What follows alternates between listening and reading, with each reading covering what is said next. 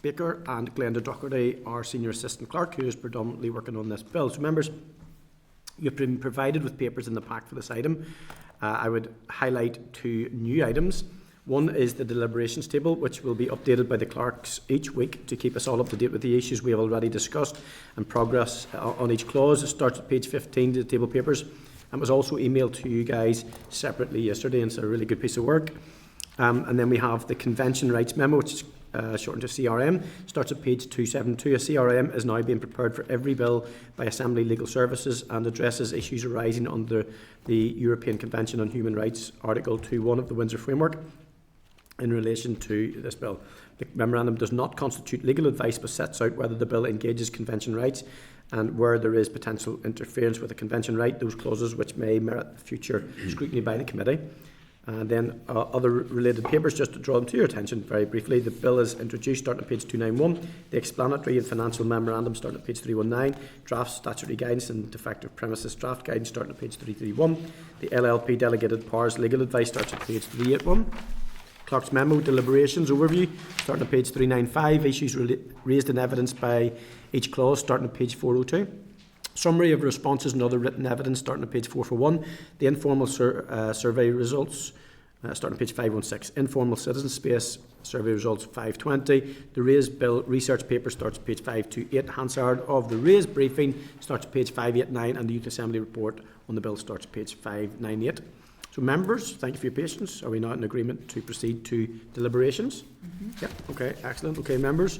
Before we get into the clauses, I would just highlight that the Convention Rights Memorandum notes that the following convention rights are engaged in this bill.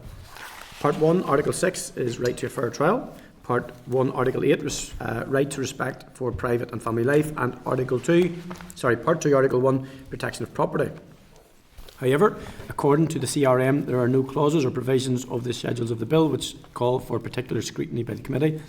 We might decide to seek minor elucidation from the Department on how several provisions will operate in practice, but none raise particular concerns as regards to compatibility with the Convention at this stage. Where provisions of the bill raise ECHR issues, I will highlight these as we work through the clauses, members. So last week we considered clauses 1 to 3, which have been included for reference in case we need to return to them. The convention rights engaged as are per the CRM. But members, before we move on to the next section, I'd remind you that we considered a response from officials on the bill under matters arising. Officials, could you update the committee on whether a date has now been confirmed to the roundtable discussion with NILGA and BCNI? We have issued the invitation to NILGA and BCNI. We have heard back from some of their representatives. A couple of the organisational representatives are on leave this week. But we are confident we should be able to convene a meeting the week after next. Okay, thank you. We'll put that in our diary. I think that's an important thing. The committee, of course. Okay, members, turning to you guys again. Do you wish the officials to go over clauses 1 to 3 again, or will we start straight in with clauses 4 to 6? 4 to 6, members, yeah. It doesn't mean that we will not return to 1 to 3, but obviously there are some overlaps and some things may put us back, but if you're content then we're going to go to clauses 4 and 5. Okay, have I to go to page 5? Yes. Well done. Okay.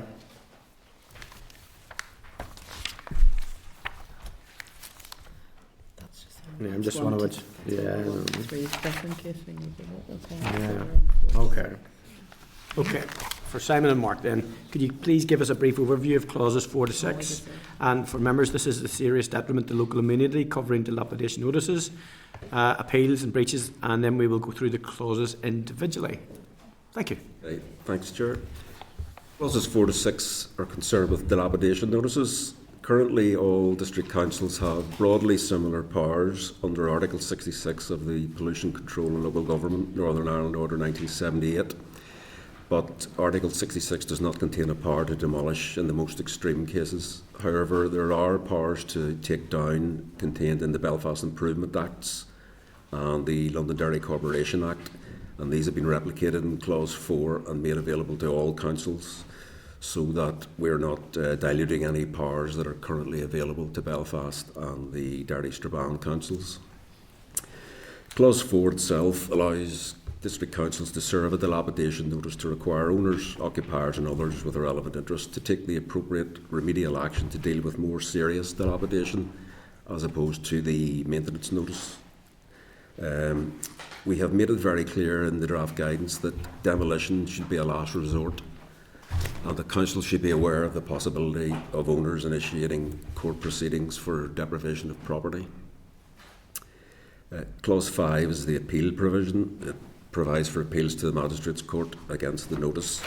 It stipulates the grounds for appeal and provides the 28-day time frame from the date the notice becomes live. There are also the further provisions on the appeals in Clause 22. Clause 6 deals with the breach of the notice, which is where the person fails to comply with the notice or any conditions specified in the notice. The council may apply to the Magistrates' Court for an order compelling the person to take the steps specified in the notice. Clause 6 also allows councils to take the necessary remedial action itself if there is non-compliance with the notice or the court order. The clause then sets out the offence and penalty provisions for breach of the notice, or where whole of the building or the part of the building is demolished without the council's permission. The current penalty in the 1978 order is a summary fine of £2,500, but the bill will allow for the statutory maximum on conviction in the Magistrates' Court of £5,000, with a higher fine or up to 2 years imprisonment on indictment. Significant. Okay, members. So members, in relation to clauses 4 to 6, stakeholder submissions demonstrated that the opinion on these clauses was evenly split, with no apparent majority for or against the clauses. The comments included in relation to clause 4, where we heard that the definition of serious detriment should be supported by categorised lists of examples of serious detrimental conditions. And I need to remind, I'm just going to remind members that the departmental guidance states that it is difficult to be prescriptive on the issue of whether the condition of a building or other land is one or the other, and it will be up to councils to use their judgment. We've also heard that consideration should be given by councils to repurpose, restore old buildings rather than issuing a dilapidation notice, with councils being required to provide documented explanation as to why restoration would not be practical. We've heard from Youth Assembly members who saw the potential for community and economic benefit if the bill were implemented, and agreed that councils should have the option to acquire and restore properties. Clause 4, paragraph 5, suggested amendment by HED and UAH at DFC. Section 85 of the Planning Act Northern Ireland 2011, which requires listed building consent for alterations or demolitions, does not strictly relate to condition. It also relates to architectural or historic character. That's quite an important piece, actually. The bill needs to be more explicit in relation to condition, to include that nothing in this section exempts an interested person from the obligation to comply with any other statutory provision relating to the condition of the building, or from statutory heritage controls related to listed buildings, conservation areas and scheduled monuments. And I'm going to advise members that the rights engaged in this are A1P1, the right to peaceful enjoyment of possessions. So I'm going to suggest that the committee may wish to consider whether these controls on the use of property are proportionate and strike a fair balance between the general interests of the community and the private interests of the interested person. The right to appeal the notice to a court provides assurance in this regard. Okay, members, going to just move to questions if that's okay. So I'm going to open up if that's okay. So question 1, does the department accept that the amendment proposed by HED and UAH is needed? And if not, why not? Thank you, Chair. Certainly, as you'll be aware from the drafting of the bill, there is a requirement in certain situations to consult with DFC or with relevant staff within the council when it comes to heritage-type buildings. The department would like to look in more detail at what is suggested by HED, and we have actually engage closely with them over the development of the bill. Mark, is there anything you want to add on that? Is it clause 4.5? It's given the obligation to comply with any other statutory provision. Would that be? Is that enough to? I would say there's little things that would ring bells with me, which is regard to the.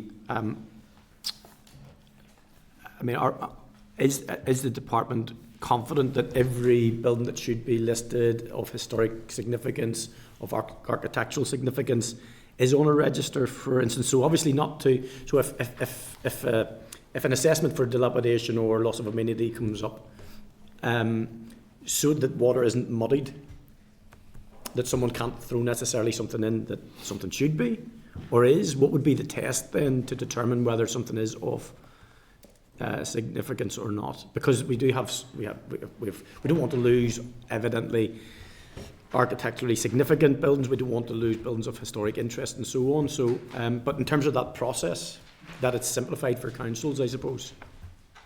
Does the suggestion that's been put forward help, or is it the reliance on legislation that exists in other places, I suppose, and then every council to apply it in a linear manner as well?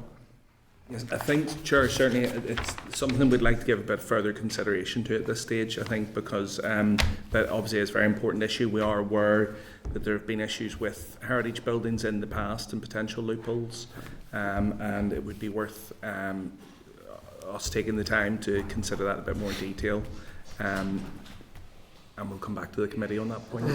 I think it's a difficult one, to be honest, because I don't know the answer myself. I just know even if a building has some level of historic interest or whatever, it could be in such a dilapidated condition that the loss of amenity to surrounding buildings and property, then there's a balance to be had, and I suppose it's about determining what the weight will be and what the conditionality would then apply. Absolutely. Yeah. Agreed. Before I go off that one, guys, does anybody want to touch on that piece before I invite further questions on Clause 4? Yeah.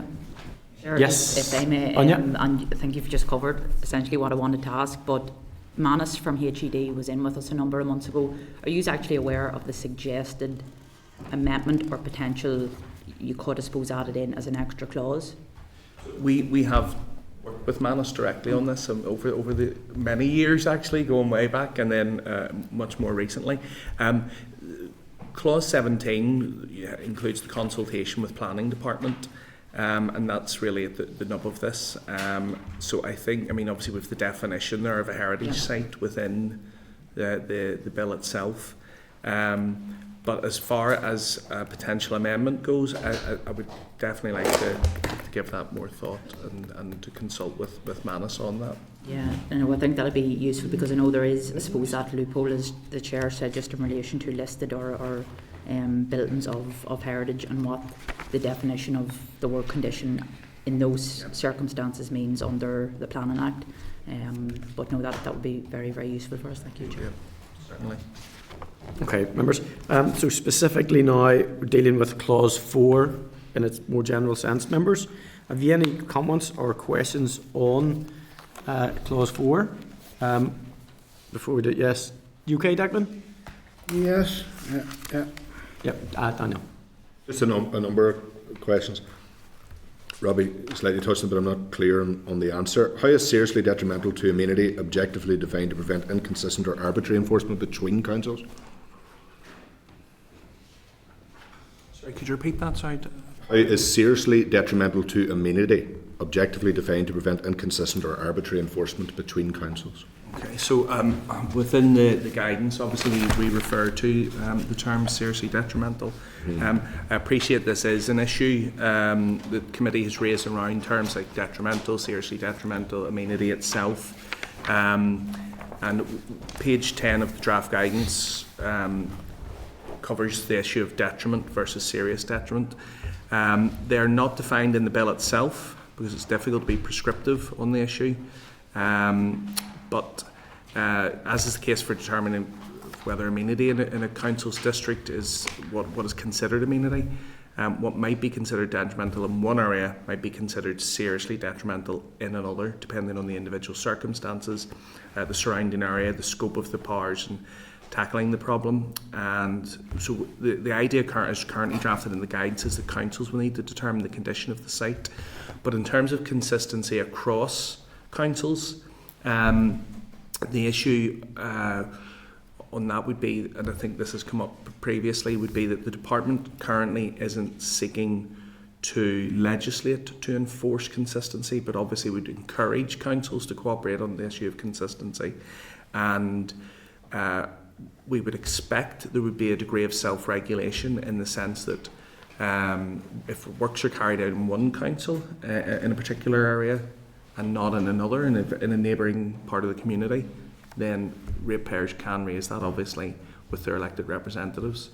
And it would be for the council to determine the priority that would be applied to that, obviously. But I do think the issues of detriment and serious detriment we will return to in our engagement with NILGA and BCNI at our meeting later this month. Okay, we'll follow up on it then. In a situation where owners can't afford remediation, does Clause 4 effectively force demolition through financial pressure rather than genuine choice? No, it wouldn't be the case that the financial means would necessarily lead to an order to demolish. That would not be a factor that would be considered to be in play. It would be whether the council officials, having assessed the property, felt what was the most appropriate course of action as regards the state of the building and its impact on amenity. Our experience from our understanding of experience across the water is a lot of the cases that are being dealt with would be low-level cases. So in the majority, or in many cases, councils are going to be dealing with low-level amenity under clauses 1 to 3. The more serious cases will be fewer and far between, especially over time as maintenance notices are issued and dilapidation is nipped in the bud. But the ability to pay would not be a consideration that we would expect councils to factor into that equation. You know, the levels of deprivation fluctuate from constituency to constituency, from town to town, councillor to councillor. So I just don't see how there's going to be any equality when it comes to enforcing this or consistency. Because Derry and Strabane, as an example, has higher levels of deprivation. Oma Fermanagh the same, compared to other parts of the north. So I would have concerns about that and the means of which people have to remedy the problem without facing the worst possible consequences. Obviously each case would need to be looked at on a case-by-case basis, and the council would have a more detailed knowledge of the situation on the ground and the exposure to its ratepayers if it pursued a particular property or course of action. So it would be a case of determining the likelihood of cost recovery, obviously, if they wish to intervene in a case. For example, the other options available, the council could, if it wished, step in, undertake the work itself and put a charge on the property. Alternatively, it could place a charge on the property saying that such works need to be carried out, so that when a property is sold on at a future date, that charge would be carried with it, and the future buyer would be aware of the requirement to carry out works to tackle the amenity issue. Just a slight question as well. Is there a potential hiding place for companies that have properties in their name compared to the ordinary citizen in our community? You know, you can bust a company and that's it. So, you know, absolutely. I mean, this is an issue we're aware of. So in terms of the current drafting of the bill, the definition of an interested party extends to financial organisations that have an owner in the so it's not just the owner as an individual. Now, on the particular issue of a trust or company, notices may be served on trusts or companies due to the wide definition of an interested party.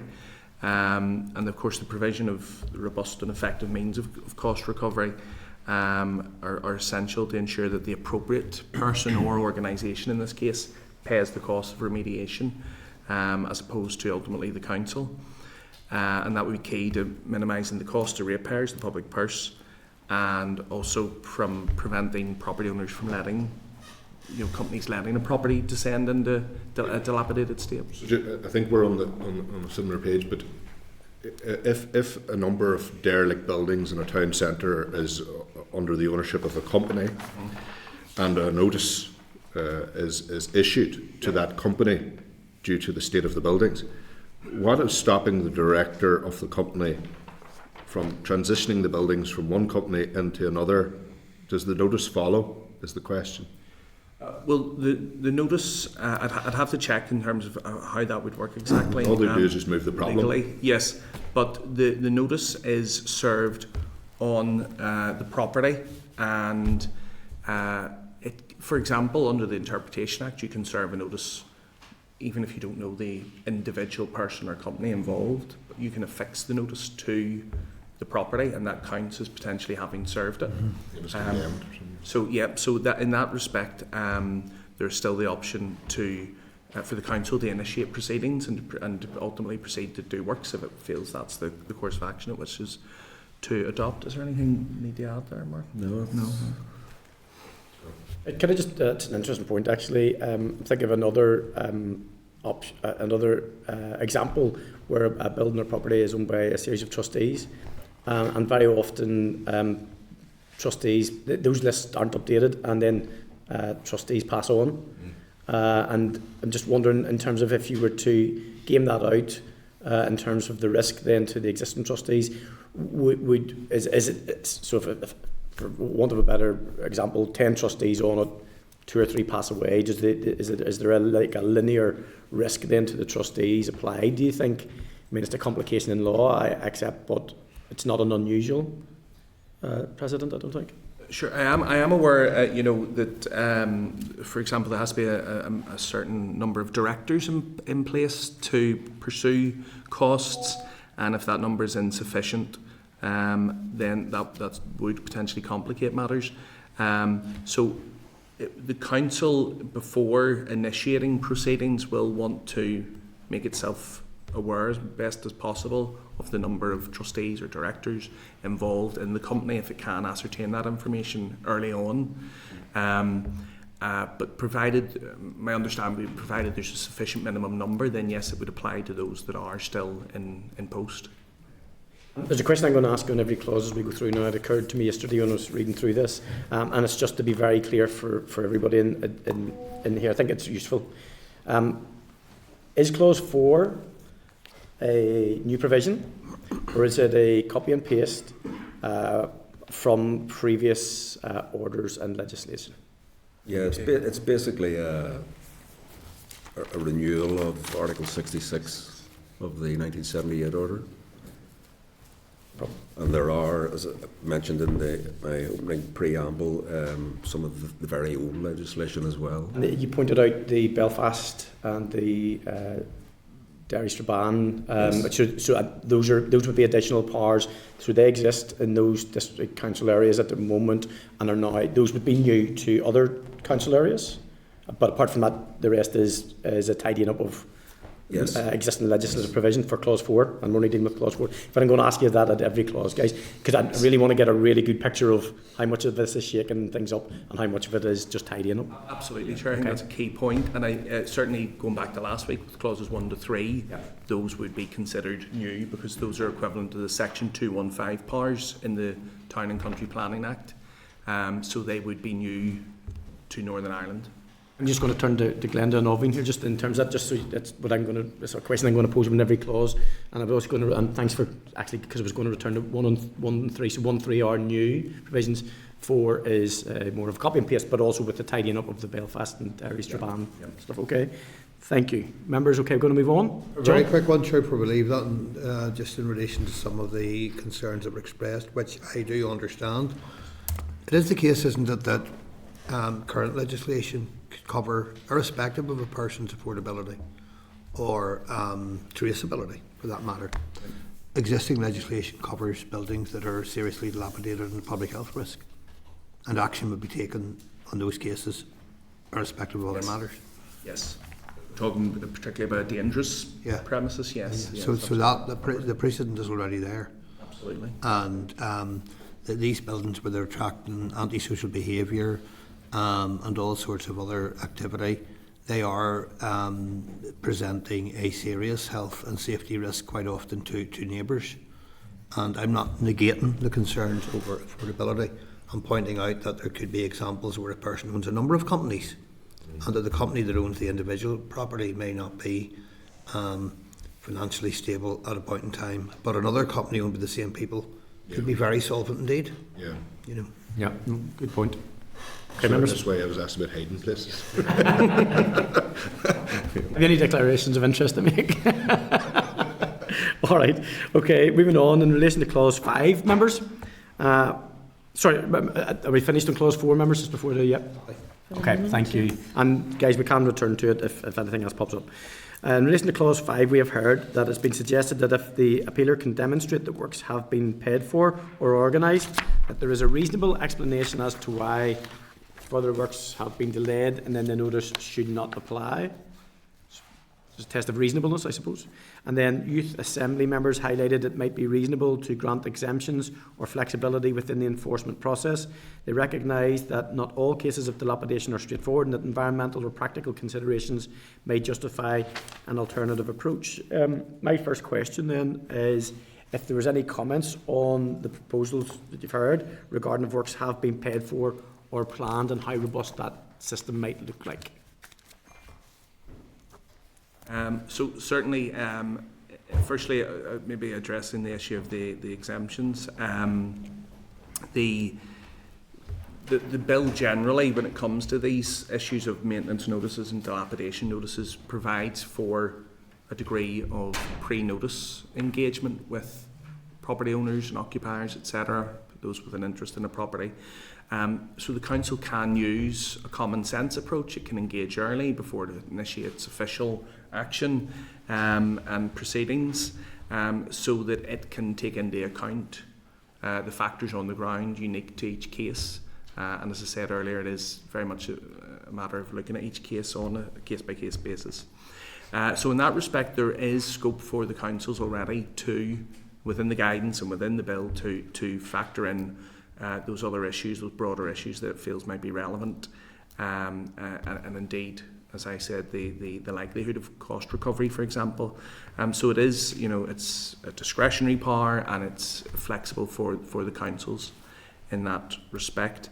As regards costs, where I think, Chair, was it that work had already been carried out and that the costs had already Either I think this isn't this maybe the argument of work's already carried out, and then the argument between whether it was sufficient or not, but it's also the promise of works, I think, is the main thrust of this. If something has been agreed in principle, and I think some of the discussions around this, I suppose, are the reality of trying to get a tradesperson on the ground or someone who's competent, someone who's ready to do the work, or availability of materials and all of that. That common sense sort of. Absolutely. Yeah. So I mean the draft guidance carries example letters of notices and stuff, but there is very much a scope for the councils to determine the timescales involved and to factor in if there's good faith, if there's engagement by the property owner or occupier with the council, then they can very much incorporate all that with it. So if there is a promise of works but there's a delay beyond the individual's control, then that is certainly something the council can accommodate. There's a very visual one you can understand at the moment, where when we had the high winds, which seem to be coming with greater regularity, if you were a roofer or a handy person, you could have found yourself very busy. Very busy. And then obviously there were projects which were in train which possibly had to wait. So there is the element of common sense. And before I move on and I bring in other questions, I'm going to ask you on Clause 5. Is there anything in Clause 5 that is a new provision, or is it a tidying up of existing powers? No, it's basically a standard sort of appeal procedure that's currently under the 78 order. Not a bother. Thank you. Declan, are you okay? Yeah, I'm okay. I suppose, again, I think what the message we've been getting from councils is that they broadly welcome this here, but obviously there is the cost and the resources associated with it. And, see, for example, in an appeals scenario, and councils get themselves caught up in perhaps a court case, the burden, the financial burden that might be associated with that. Yes, so certainly, potentially, yes, there would be costs involved, obviously with pursuing civil debts through the courts. But as we've suggested, I think already there, that these are powers that technically already exist on statute for the councils, and we're consolidating here and modernising. So we're avoiding use of antiquated terminology, terms like ruinous, etc., and we're trying to standardise that terminology to make it easier. Again, the powers are discretionary, so the councils can choose the cases that they wish to act on and wish to pursue, and the likelihood of cost recovery. There will be the potential to recover certain costs, obviously, included in the bill. So we have potential income sources of, if we go back to clause 1 to 3 from last week, that you have the £500 fixed penalty notice, which would come to councils, would potentially assist with costs. In other sections, we'll be looking at fees later, which when we come on to the likes of dangerous structures and emergency action, there will be fees regulations to recoup costs and cover costs of surveys and such things then. The bill also includes the potential for the sale of materials not claimed by an owner or an occupier within 3 days. So again, that's another potential source of proceeds. And then, of course, we have the more fundamental powers, these cost recovery mechanisms, with statutory charge being applied where there are outstanding costs, where the council has chosen to intervene and carried out the works themselves. Those costs will automatically be a charge on the property, and ultimately the power of sale vis-a-vis the Conveyancing Act, should it come to that. Just a wee follow on, Chair. You see, we recognise that councils have their own different priorities across the district, across the various districts. Could that uneven implementation of this Act in itself create a possibility of appeals and challenges? Certainly, yes, I take the point that you may have differing implementation between councils. A lot of these cases, again, there will be a low level maintenance and will be relatively low cost and low admin involved. But in terms of the applying the guidance and following the bill, the requirements, the provisions in the bill, I don't think that in itself, a difference across councils, could generate challenges, but we can certainly seek some advice on that, just for clarification. We did see some figures back a while back from, I think it might have been from Belfast, in relation to compliance, and there is a high compliance rate for the current system. We didn't see any, great amount of appeals. Yeah. Enough, Declan? Thank you. Good. Yep. Okay. Daniel? Just before we go on to questions, Chair, just to follow on something Declan has raised, you'd said they're relatively low cost. And probably on a general view that may be the case, but in rural constituencies such as the one I represent, and Declan represents, and Tom, we have a number of very large old mill buildings that are derelict. That wouldn't be a low cost problem. It would be a major, significant problem, particularly given one of them is a listed building. So, and it's in a state of limbo, by the way, because the owner has died, is lying in probate, if you like. Yep. So, I'm not sure saying that the cost to be low is going to be a consistent thing. There's potential for it to be quite costly. No, of course, you're absolutely right. Certain cases will be more costly than others, but they are likely to be fewer in number. But what I would say in relation to rural areas specifically is the fact that a property is dilapidated or in a state of disrepair in itself would not be sufficient for the council to act. It has to be having an impact on the local amenity. So if it's an isolated dwelling, which isn't really impacting on a neighbouring property or community, it may well be the case that the council doesn't consider it to be having an impact on the amenity. To be parochial, both the examples I gave are one is Smith's Mill in the town centre. It's a fairly prominent location. Yep. And it is an eyesore, but again, the owner has died, so there's Yes. major problems there. But I just to I just want to correct that one wee element for a very simple reason, because I do see the potential for a massive problem in certain parts, not across the board. I wanted to focus on appeals, Chair. Do you think the 28-day appeal window is realistic for owners facing demolition, particularly where legal advice can be slow, surveys or finance must be secured in order to resolve the problem? Well, there is under council can vary the period. So obviously again taking into account the circumstances on the ground. Some councils will take a harder line on it than others, probably. Yes. The other, in terms of the appeal grounds, they seem to be narrowly defined. Does this risk denying any meaningful challenge where councils act disproportionately, but within technical wording? No, I mean, I think obviously we're using terms here like seriously detrimental when it comes to the grounds for appeal, and that is, as I've said to committee, something we're going to look at with NILGA. But that would be very much a real case where if the council has acted on a property and it was not in a seriously detrimental state, but it's used these powers under these clauses, then that is a genuine ground for appeal, and I think it would be quite likely to prompt an appeal from a property owner. That again, we have the 5.2b there, that the requirements of the notice exceeds what's necessary, and again that would be a very real scenario. Maybe we'd ask if the member if there were maybe particular cases that maybe you feel are not covered here under the appeals, then certainly we could look at that. If that shut down real challenge, then certainly we'd be happy to look at that. Well, I'm happy to revisit that, Simon. Thank you for that. And just a very final thing: when an enforcement notice takes effect, the legal process can be quite expensive and arduous, and because it's arduous, quite expensive.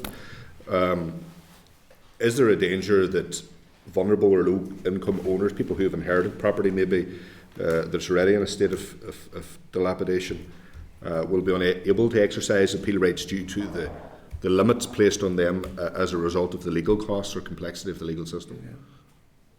Yes, we have looked at this question of someone who inherits a property, and obviously there are several different outlets for them, selling it before they do anything to it. Obviously, if they can't afford to do anything to it, to sell it again for a higher price. And if it's so, I'm just thinking about a realistic approach to this. If God forbid my great grandfather was alive and he left me a house that has never had work done to it in years, and then I had the misfortune of inheriting it and had no means to restore it, and you pursue me to court, and then you say, well, you could have sold it, but if it's not attractive to someone to buy, particularly in town centres that are dilapidated, there's a lot of vacant property. You couldn't give property away in some places. What happens in that situation? That's of concern.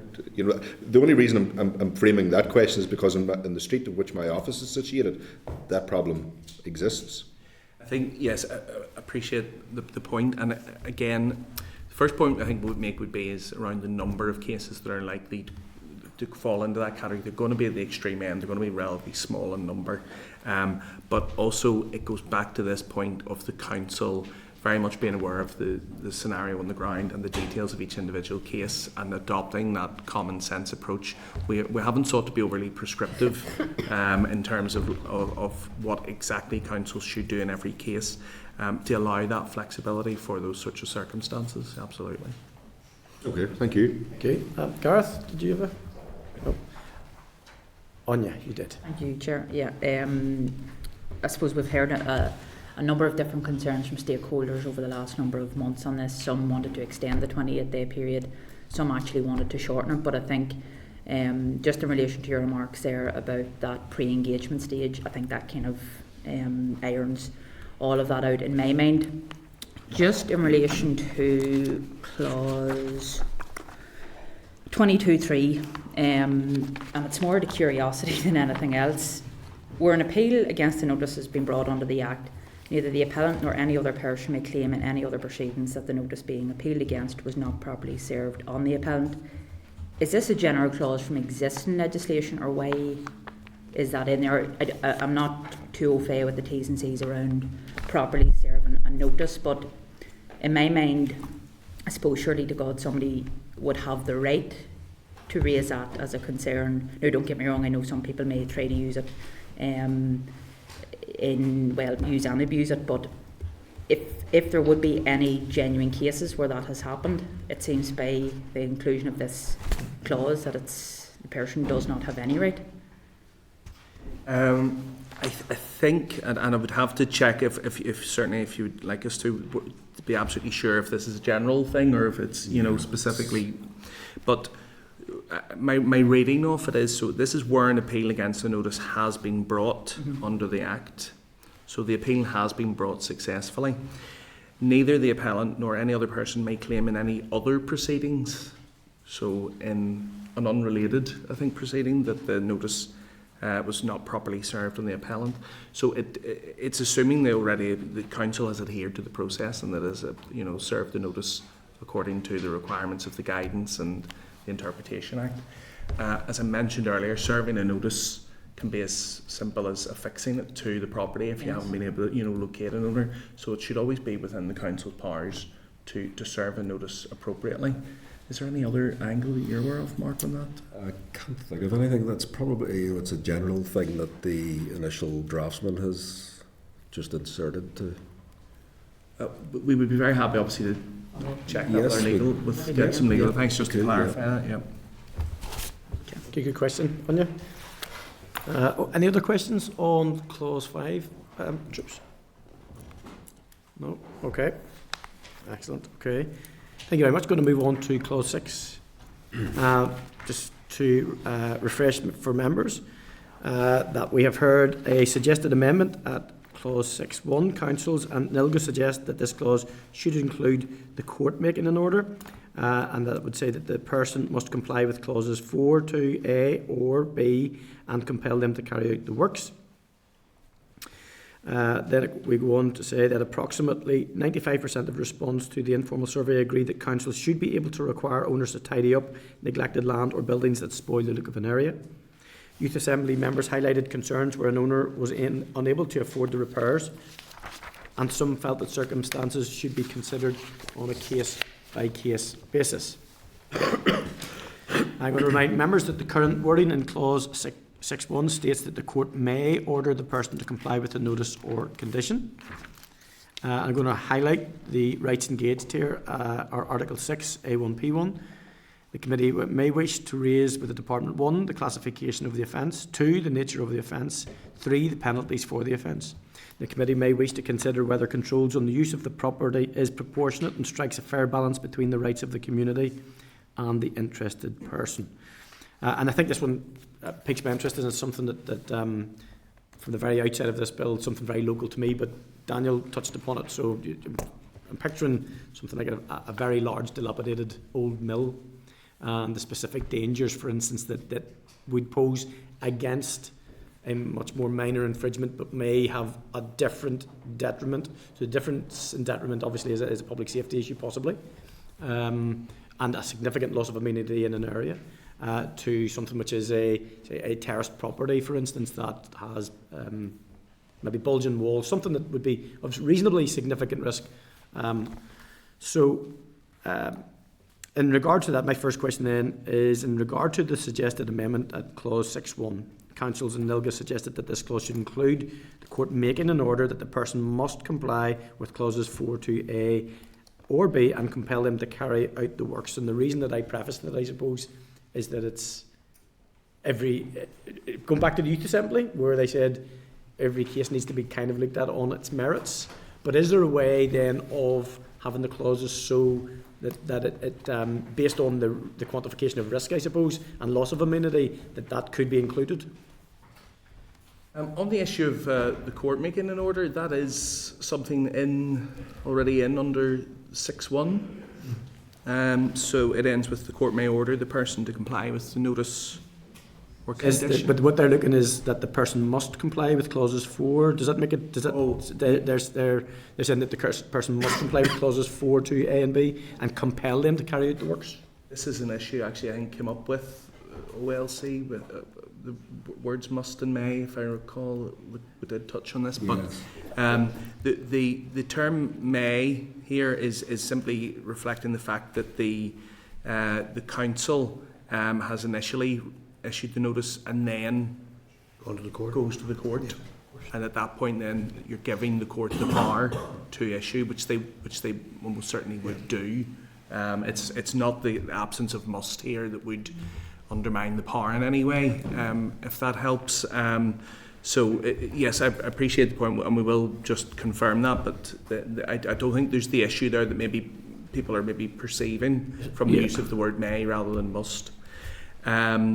In terms of the, as you know, case-by-case assessment, yes, very much the case that is how the department would envisage councils would implement this, that it would be looking at case-by-case scenarios. And sorry, Chair, what was the second point with the Youth Assembly? Well, no, it's just the Youth Assembly had raised the aspect of doing it on a case-by-case basis. I suppose, given that example that I tried to picture, where there is a measurable, irrefutable public safety risk, with repeated fires, break-ins, and that type of stuff.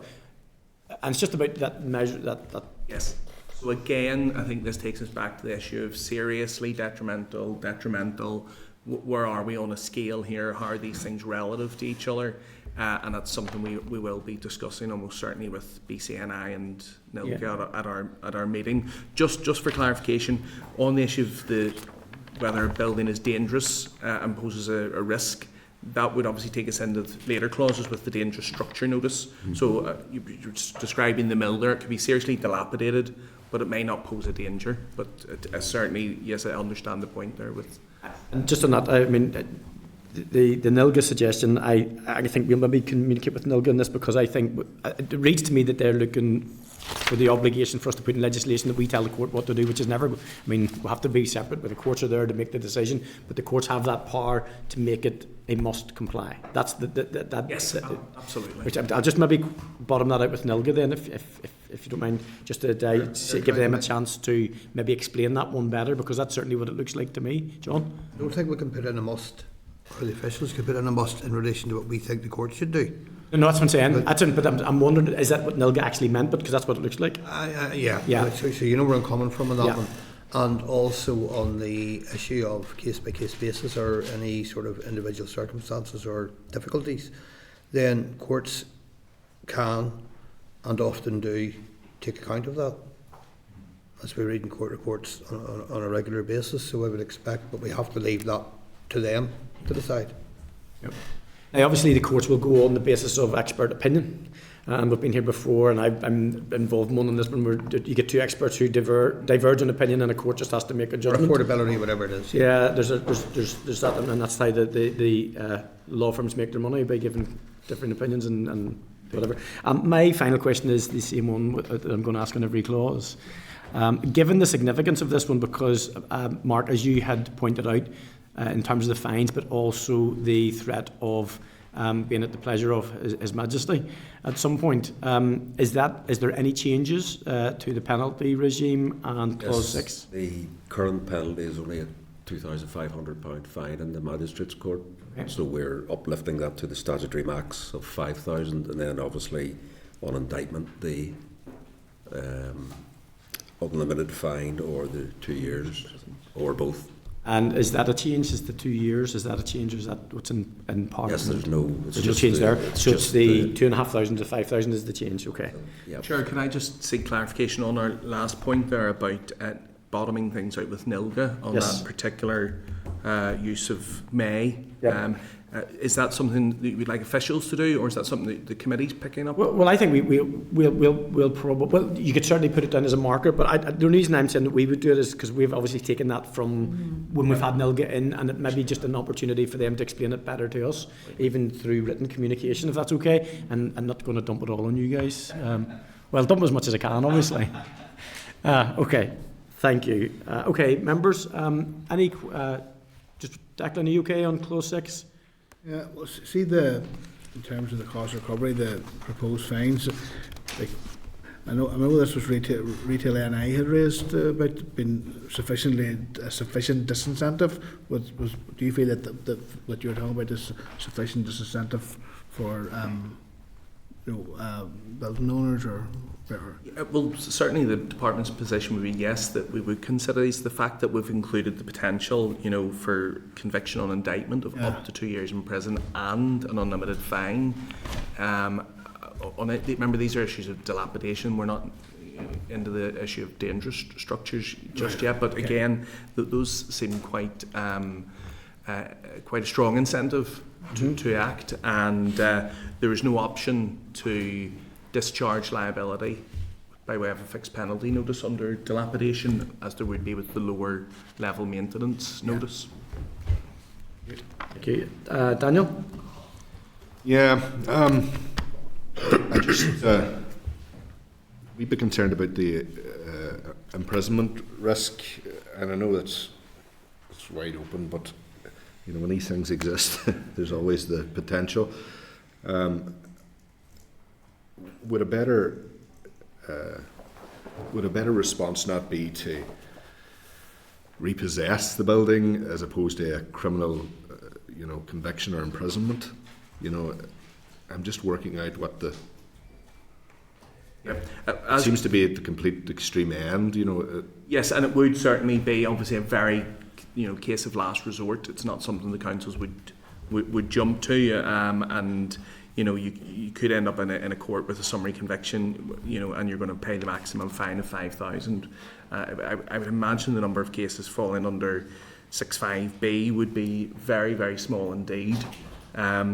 And yes, there is a balance obviously to be struck here between providing enough of an incentive and going overboard. We obviously have consulted with the Courts and Tribunal Service on this, and they were content with the bill. It also adds, the justice system is buckling, and it also adds a significant level of pressure there. Dilapidation is an issue. Again, we're talking about the most extreme elements of this, but it's just something, I would have thought there could have been a better response to. Certainly, obviously you mentioned repossession, and we did mention earlier the power of sale, which is in there, but it is as a means of cost recovery as opposed to a sanction as such. So it's the nature of it. So you could potentially, I suppose, have both in play, but for different reasons. Well, I think in an extreme circumstance, and we're talking, there'd probably be a very small number, if any. But I would have thought a more proportionate response would have potentially been, as opposed to the criminal element of it, because the problem still potentially will exist, is maybe a repossession element where the council take charge of the property, sell it, and then ultimately whatever is gained from that could potentially replenish funds in the local council. Certainly, when we look back at the maintenance notice for the lower level dilapidation, you can discharge your liability for conviction through the fixed penalty notice, but we haven't included an option to do that here. So the issues of not legally complying and the issues of carrying out the work and recovering the costs are somewhat a twin track, if you like. But certainly, yes, I'll take a note of that observation. Thank you. Yeah, no, that's good. Thank you. Okay, members, any further questions on that clause? No? Okay, members, thank you very much. That concludes for today deliberations on clauses 4, 5 and 6. Just want to confirm if any further information is needed from the department other than that has been recorded. And I'd like to advise that further discussion can obviously take place on these next week, and we'll be coming back to each clause as they do overlap a little bit. Members content? Clark, do you need anything confirmed or anything? Okay. Okay, thank you. Okay, members, we shall move on. We're going to ask if you wouldn't mind giving us a brief overview of clauses 7 to 9, which are the dangerous structures, notices, appeals and breaches. Okay. Clauses 7 to 9. These clauses consolidate, amend and enhance the current powers available to councils to deal with dangerous buildings and structures under a range of existing legislation. That would include the Belfast Improvement Acts of 1845 and 1878, the Town Improvement Clauses Act of 1847, which applies to all councils apart from Belfast and Derry Strabane, and the London Dairy Corporation Act of 1918, which just applies to Derry Strabane. And the additional powers that have been encapsulated are principally contained within Section 77 and 78 of the 1984 Building Act, which applies to England and Wales. Clauses 7 to 9 therefore capture the essence of the existing provisions and those replicated in the Building Act, i.e. with no significant loss of enforcement powers.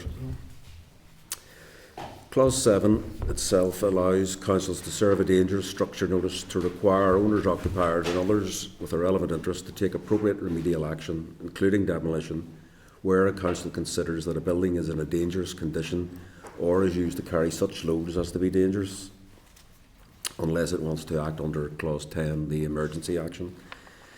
We have made it very clear in the guidance that demolition should be a last resort, and councils should be aware again of the possibility of owners initiating court proceedings for deprivation of property.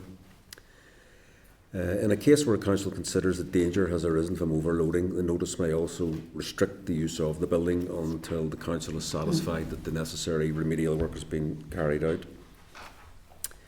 Clause 7 also gives the council a power to charge a fee for exercising its powers under the clause, and the fees will be specified in regulations to be made at a later stage.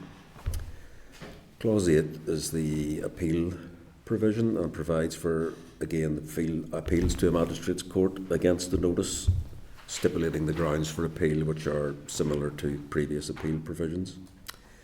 But because of the nature of that it's a dangerous building, that the appeal time frame is 14 days. Clause 9 is the breach and provides where the person fails to comply with the notice or any conditions therein, it can apply to the magistrate's court for an order compelling the person to take the steps specified. Clause 9 also allows councils to take the necessary remedial action for non-compliance with the notice or the court order. It sets out the offence and penalty provisions, and the penalties are the same for the dilapidation notice. They're the £5,000 fine in the magistrate's court, or the on indictment unlimited fine or up to 2 years in prison. And again, there's no fixed penalty due to the seriousness of the offence. Okay, thank you very much. Quite a bit to read in here, guys. There was significant interest in these clauses. So in relation to Clause 7, we heard that Property Mark have highlighted that consideration should be given to an amendment to include adjacent buildings or places and that have become dangerous because of the state of another building. Councils highlighted that this legislation should only apply to structures that are at risk to public safety, and that this needs to be clarified in legislation. For example, a dangerous structure notice should not be used where a building is at risk of falling but not at risk to the public. I'm not sure how we can do that, by the way. Council would welcome clarification on whether clauses 7 to 9 are intended to also protect persons unlawfully accessing a building or structure, for example, trespassers or young people.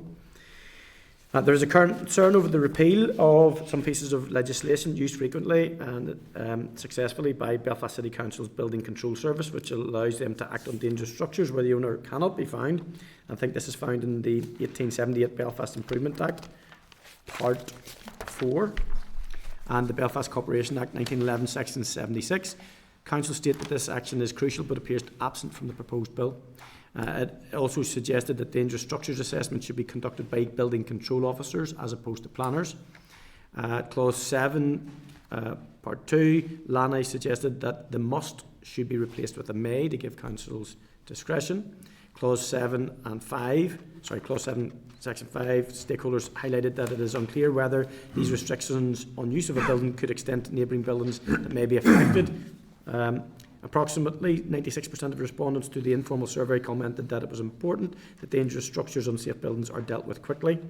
Youth Assembly members consistently identified safety as one of their biggest concerns in relation to neglected sites and linked them to antisocial behaviour. They advise members to note that our rights engaged here would be Article 6, A1P1. The committee may wish to consider whether the controls on the use of property are proportionate and strike a fair balance between the general interests of the community and the private interests of the interested person, such as the time frames given to comply. And given that we're talking about dangerous structures here, it's hard to see how that wouldn't, or how it would impact on that. But anyway, question 7, there are quite a few issues that have been raised in relation to clause 7. I'm going to start by asking about the concerns expressed by the councils regarding the repeal of pieces of legislation, whether they have been repealed or not. And also, just to add to that, is there a table? I've asked about this. This has just occurred to me in reading this actually. So I've asked, obviously, are these provisions copy overs? Are they new provisions? But also, is there a table of repeal legislation too, to ensure that the legal process on the other side of this doesn't get muddied by the people using and trying to work off old legislation that no longer applies? Okay. Yes, there's. Well, obviously the repeals are in Schedule 2, but we do have a table for our own use where we set out the current powers and the current powers that are going to be repealed, what the new powers are, just to ensure that there's nothing falls between two stools. In relation to the mention of the 1878 Act, we are aware that let's see, where are we? Any dangerous structures where owners cannot be found and abusive. Yeah. It's basically the whole of Part 9 is being repealed. Anything that is being repealed is being replicated in clauses 4 to 9. The only thing that is not, there's a bit of a human rights issue over the power of enforced sale. I know that Belfast City Council had legal advice a few years back, and it's a very old power, and we're now using going to use the Conveyancing Act as a means of a power of sale. It's a much less contentious way to go about it to achieve the same thing. So is that in relation to the 1878 Improvement Act? Or the 1878 Act, I think it's section 118, I think it is. What is it that's been, did you suggest that is a much more efficient power to use? It's a clause, Conveyancing Act, 1881. Clause 13 of the bill. Okay. We refer to the Conveyancing Act, the power of sale. Sure, we did wonder if perhaps that hasn't maybe come across clearly to local government representatives that there is a power of sale there under the Act. Simply, looking at some of the wording in the bill, that might not be immediately obvious, and it's something we'll highlight when we meet with NILGA and Building Control. I think that's a good point, because as I said at the start, we may go back to clauses 1 and 3. We may go back to clauses 4 to 9 when we get to those clauses, because there are, by very nature of how this has been drafted, which is much more streamlined, obviously, that some of the fears will be addressed further on in the deliberations. We could certainly share the table with you, just so that you can see, the current powers and where they're being replicated in the bill. Okay, yeah, I'll just say that the Conveyancing Act is 1881, so old legislation doesn't necessarily mean bad legislation, evidently. Are you familiar with that? He chaired that one. We're in charge there. Okay, guys, in regard to clause 7, Declan, have you anything on clause 7 that you want to? Maybe not get much further. No, I'm okay. I might come round in the second loop. Okay. Interest in clause 7, members? Sir, could I come in here? Yes, go ahead, John. It's just on a point that was made there. I'm not sure which of these it would come under, but we'll do it under 7, so that it's dealt with, if I may.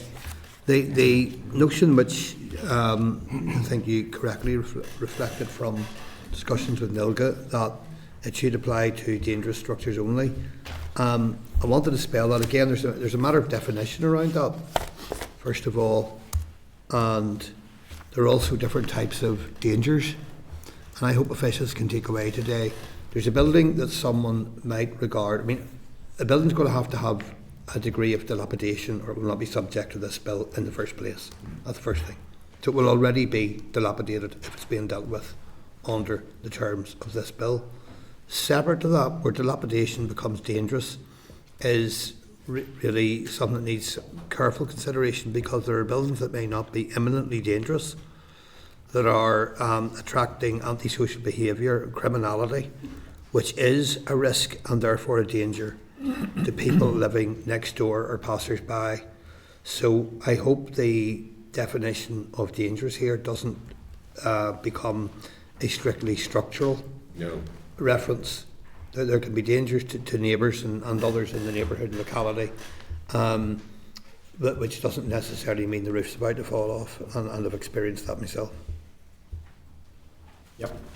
Okay. Thank you. You mean exposure to arson and stuff like that? On behalf of others. Declan, did you want to come in on John's point there? Yeah, well, not by John's point. Do you want to come in? That's okay. I'm just going back on my notes. In relation to the dangerous notices, and the point was made to us during evidence from the Landlord Association about situations where one avoid situation where this act could inadvertently encourage people to demolish a building, like for example a listed building, rather than it's easier to sort of scatter it than to spend the required amount of money to bring it up to standard. You know, how can the bill avoid creating that situation?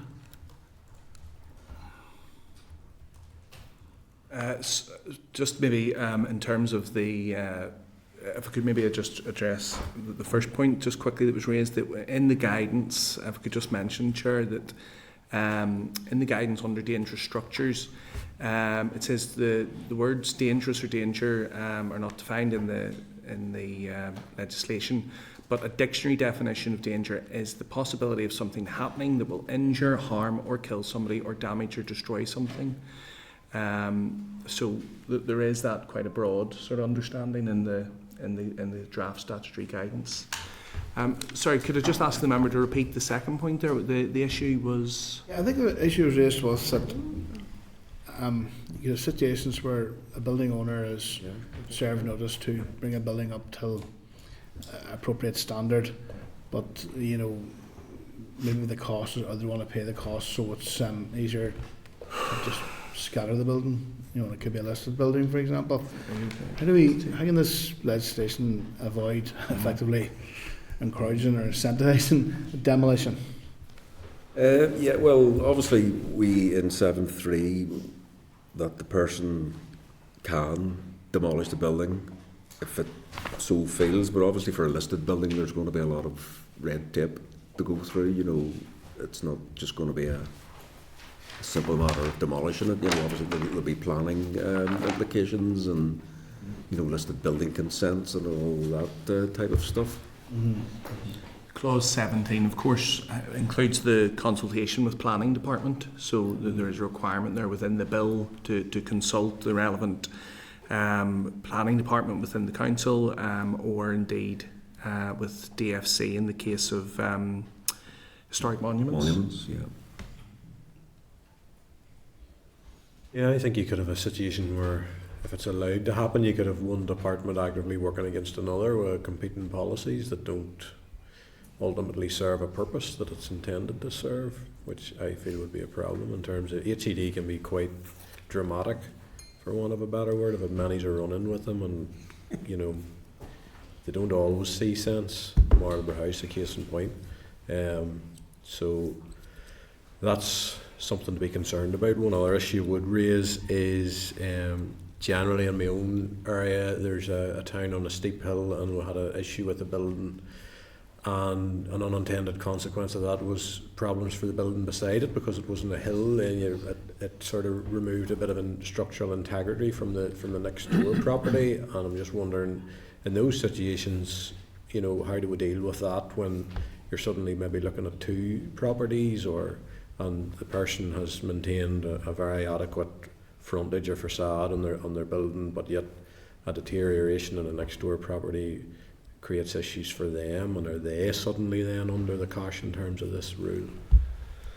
Certainly, I mean, if we're talking under these clauses that both buildings have become dangerous, even if one is as a result of the other initially being dangerous, then the council would have the option to serve a notice on both properties but I think it would then be down to a case, between the two parties involved to determine through their own legal action where the responsibility lies between them and who should ultimately carry the cost between them. But the council could pursue the two individually, and then the two parties would need to take legal action. If one party felt the other was actually responsible, they would have to pursue their own private action.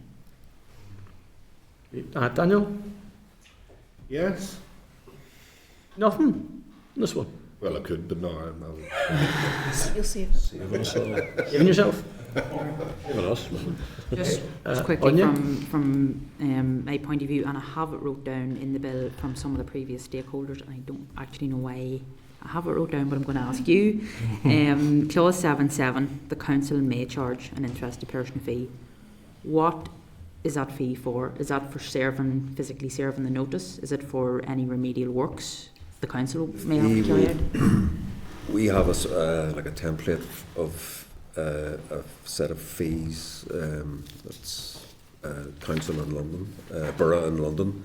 It's basically anything to do with, it could be the court action, surveyors' fees. There's a big long list. We hope to actually share that set of regulations when we meet NILGA, so that they can have a look and see, so that we're sort of ahead of the game when we come to do our own regulations. And just in terms of those regulations, because I know there's certain pieces of legislation, on a separate committee we recently scrutinised the bill, and we're in the unfortunate position where the regulations are actually going to come after the bill. But in this case, will we get to see those regs before? Yes, we would hope to be. Obviously, we'd have to consult, but we'll have already shared them with NILGA, etc. So whenever we come to consult, it'll just hopefully be a rubber stamping exercise, and then we can get them up via the SL1 and run along in parallel with what we're doing on the bill. Okay. Just by way of example, Mark touched on a few there, but fees could cover things such as surveys, even the cost of serving the notice itself, monitoring inspections, obtaining the court order, court attendance and inspections. So, it could be quite wide in terms of what the fees might apply to. Okay, and there's no, I suppose, there'd be an upper tier to some of those fees when you're producing the regulations, and I'm assuming that you're including all of those areas, survey fees, all of that. Will there be kind of set fees suggested in the regs? So I suppose what I'm trying to get at. Well, certainly they can, take it from the fees, the London fees, that, but we'll be led by them. They may think that's not sufficient, so. There's some degree of flexibility. Yeah, still there. We're not going to be saying X pounds because we would have no way of, quantifying that. Yeah. Okay. And you also can't control the market of the works that people, the fees that people may charge too. But it's an interesting point that people wouldn't be able to game that either, because it'd be a small pool of people that would be qualified, I would imagine, to perform certain functions. But it's cost recovery basically in terms of the fees. The fees are set out, which I think I'm just getting to. Okay, members, we're going to try and do clause 8 and 9, but I do have for this session going to stop hard at 20 to 1 because the room will be used at 10 past 1 and I have other items that I need to clear out. So we'll move on to clause 8 if members are content. Yep. Okay, members. In terms of clause 8, we have heard that councils highlighted that they believe it to be unfair on councils in regards to clause 8, as a building only has to appear to be dangerous, but on appeal the council need to justify that. And then clause 8, section 38 was highlighted by Lanny that 14 days is too short for an appeal to deal with a dangerous structure. I can see some merit in that, I suppose.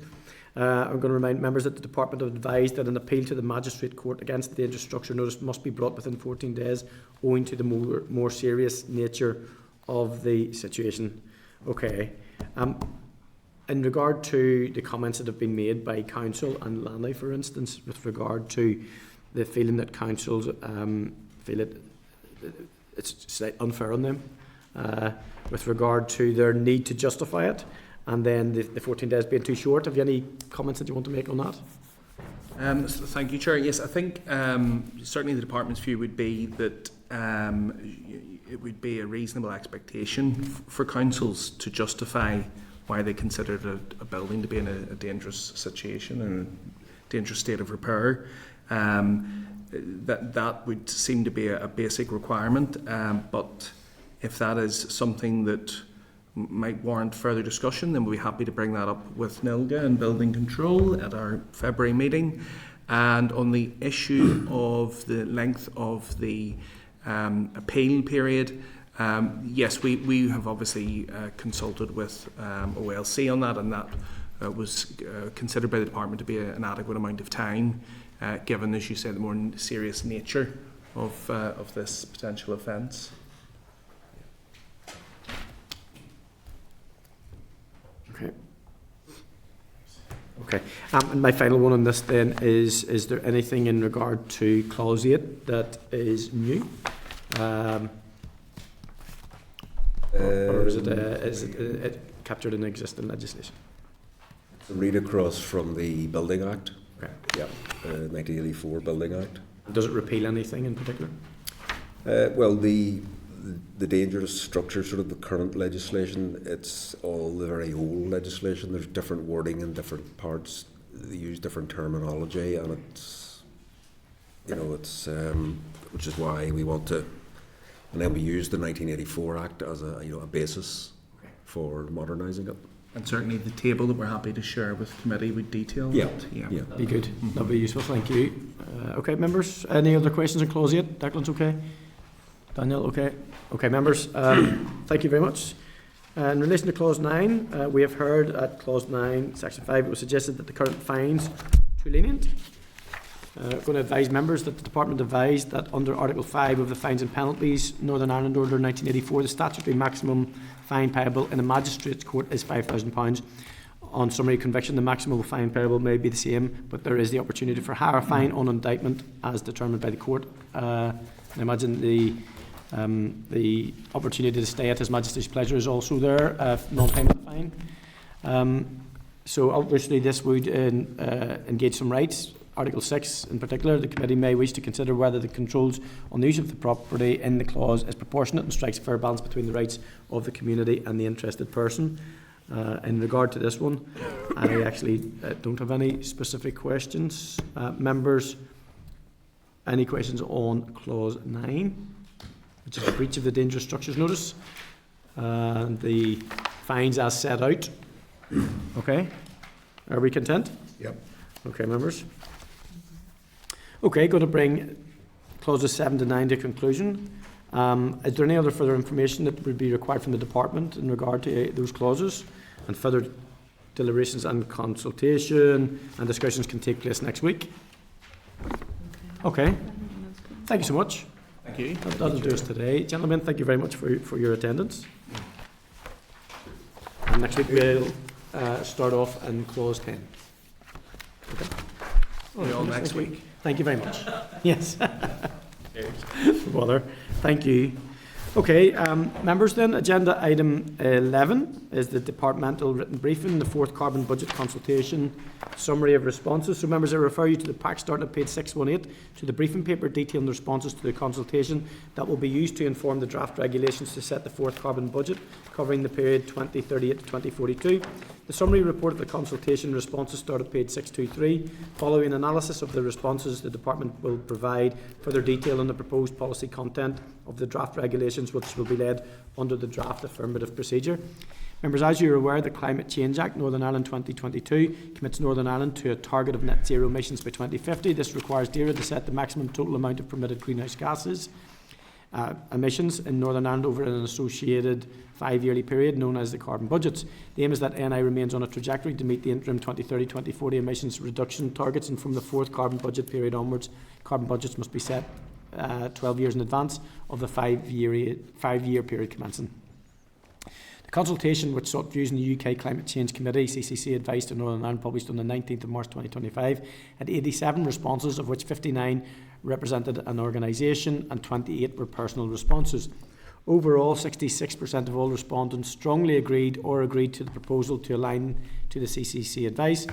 Of the 59 responses from the organisation, 80% indicated that they agreed or strongly agreed with setting the carbon budget in line with the CCC advice.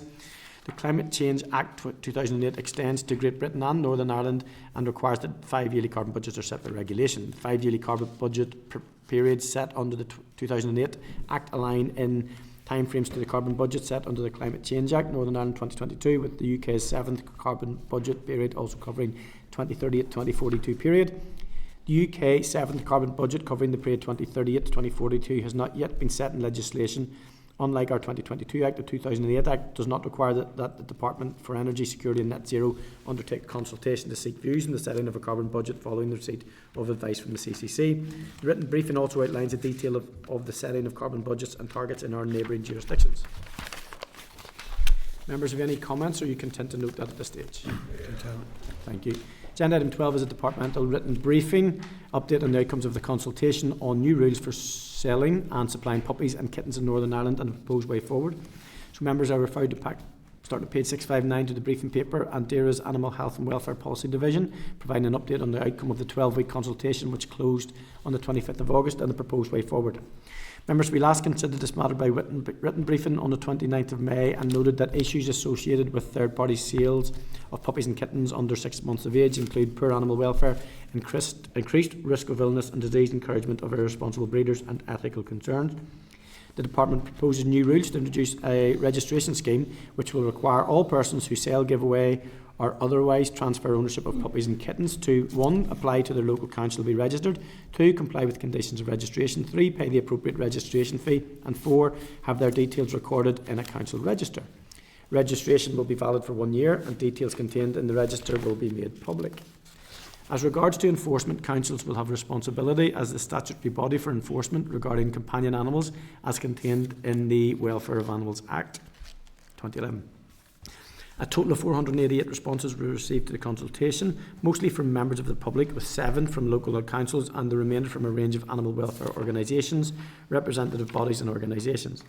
Respondents generally welcomed stronger welfare protections for puppies and kittens, but emphasised the need for adequate resources and enhanced enforcement powers for councils, alongside better public awareness about responsibly purchasing a pet.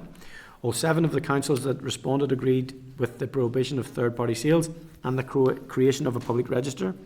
2 councils supported the registration of sellers and suppliers of puppies, while none supported registration for kittens, citing enforcement limitations due to the free roaming nature of cats.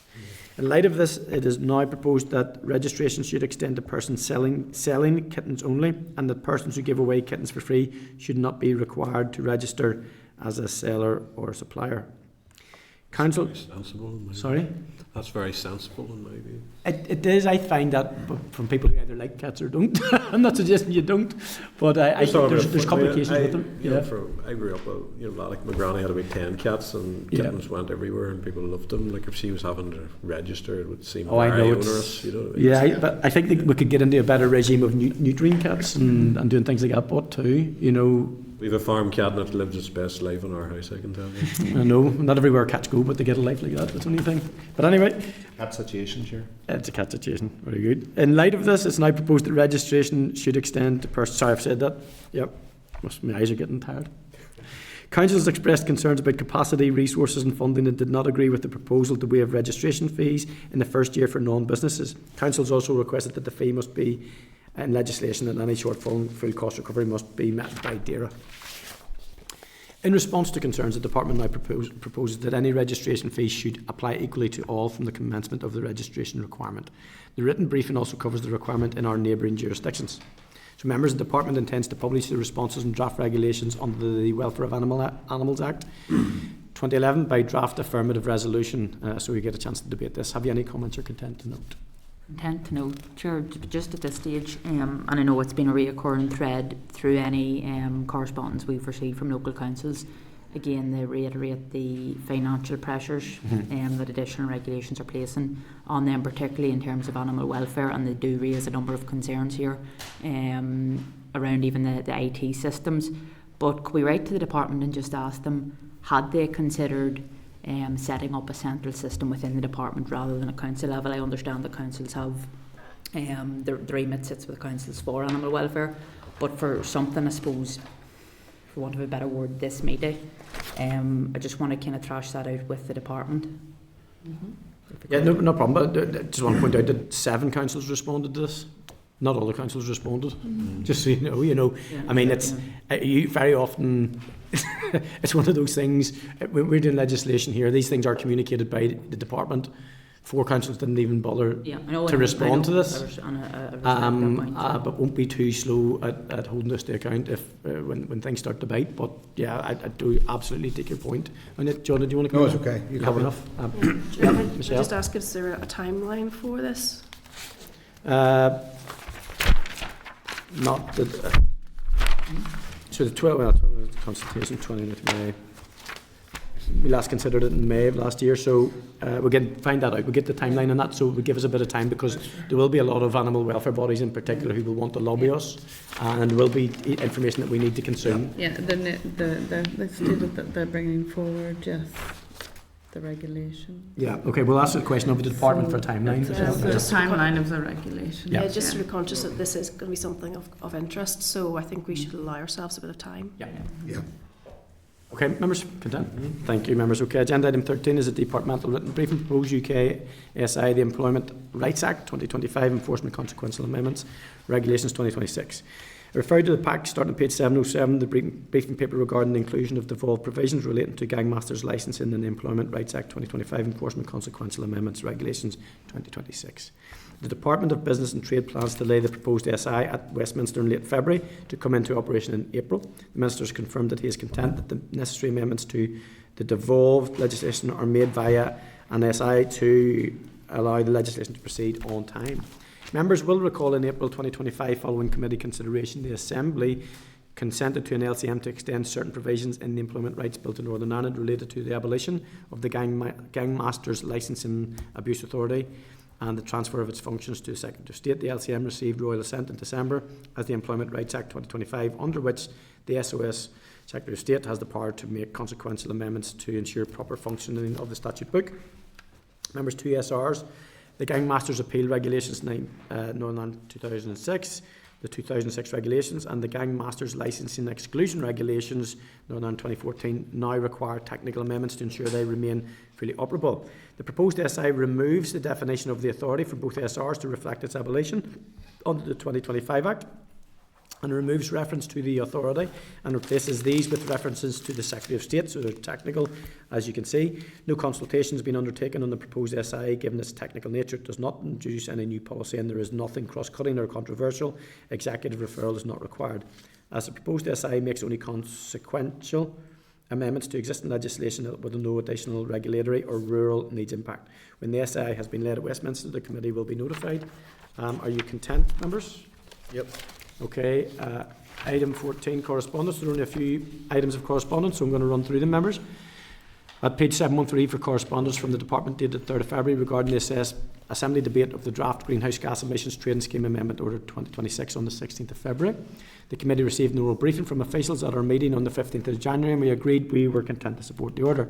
The order makes the following amendment: that adjustments to historical activity data used in the free allocation equation to account for COVID-19 related disruption, updates to sector-specific benchmark used in free allocation calculation, and the phased reduction of free allocation for sectors overlapping with the UK Carbon Border Adjustment Mechanism, otherwise known as CBAM. You content to note, members? Any comments? No. Jerry will be speaking on that on Monday. Yes. I'll be speaking in the chamber, so I'd like you all there to listen on Monday. Gareth's eyes said I. A bit twitchy there. Okay, members, are referred to page 716 of the Back to the Clerk's memo dated the 9th of February from the Clerk to the Public Accounts Committee. A piece of work, by the way. The chair of that committee. A table providing an overview of the status of all NIO reports can be found starting at page 718. The PAC has agreed that its next inquiry will be major IT projects in Northern Ireland. It also requests to be notified of any planned work by committees that could potentially overlap with its inquiry programmes to avoid the duplication of committee work. You could learn a lot from that, Chair. I don't know. I'll be tuning in this afternoon to make sure the chair's on his toes anyway. Members may know that 2 reports in connection to DAERA review of the waste management in Northern Ireland, waste crime in Northern Ireland, are being retained pending inquiry, and note that the chair of PIC did register an interest in that earlier, which was good. Have you any comments you content to note, members? Okay. The next item then referred to page 722, a copy of the Office for Environmental Protection, OEP, annual reports and accounts. Members, you content to note? Okay, next one, referred to pack, start at page 847, the Youth Assembly January update. On January 24th, Youth Assembly members gathered for the first plenary session. Have you any comments to make, guys?